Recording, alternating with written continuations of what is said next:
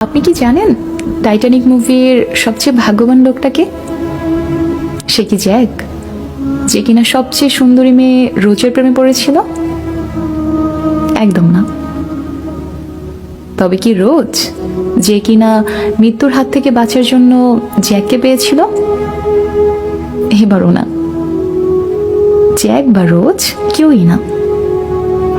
ভাগ্যবান লোকটি সেই অপরিচিত জন যে জুয়ায় জ্যাকের কাছে তার টিকিটটি হেরে গিয়েছিল।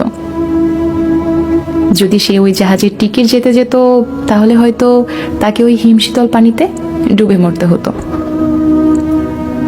এ থেকে আমরা কি শিখলাম?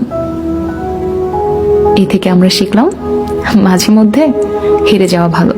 মনে রাখবেন, সবকিছুই কোনো না কোনো কারণে ঘটে থাকে।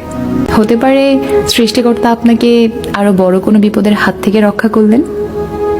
হয়তো আপনি বুঝতে পারেননি, তবে সে কিন্তু সব জানেন।